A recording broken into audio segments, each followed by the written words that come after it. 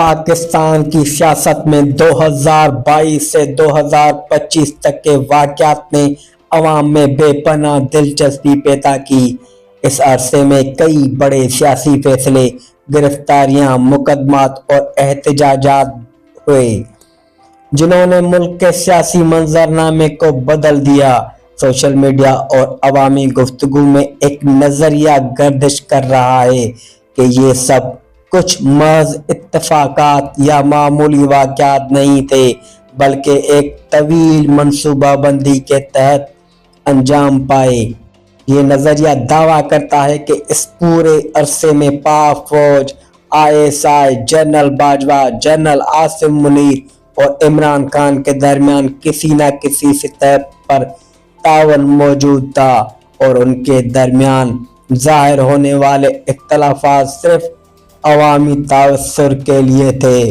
اس نظریے کے مطابق 2022 میں عمران خان کی حکومت کمزور ہو رہی تھی، عوام کی حمایت میں کمی تھی اور معاشی مسائل بھی بڑھ رہے تھے۔ یہ حالات اس بات کا اشارہ تھے کہ اگر 2023 میں الیکشن ہوتے تو عمران خان کی پارٹی بری طرح شکست کھا سکتی تھی۔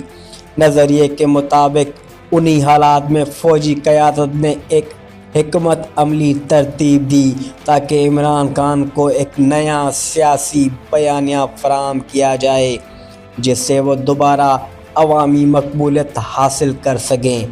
اس منصوبے کے تحت مظاہروں، گرفتاریوں، مقدمات اور سیاسی ٹکراؤ تک عوامی ہمدردی بڑھانے کے لیے استعمال کیا گیا۔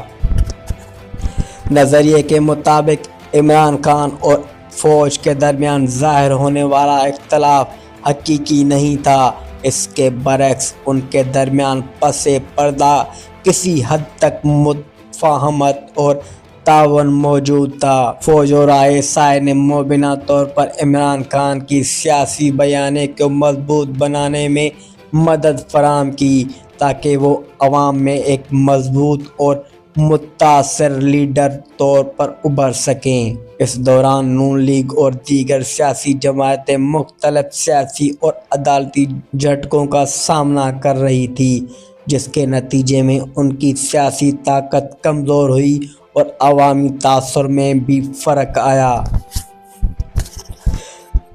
2022 سے 2023 کے دوران پیش آنے والے سیاسی واقعات جیسے گرفتاریاں، مقدمات، عدالتی فیصلے اور میڈیا پر دباؤ اس نظریے کے مطابق ایک ڈرامائی عمل کا حصہ تھے۔ یہ سب کچھ اس مقصد کے لیے کیا گیا کہ عمران خان کی سیاسی شبیہ عوامی سطح پر مضبوط ہو اور مخالف جماعتوں کو نشان عبرت بنایا جا سکے۔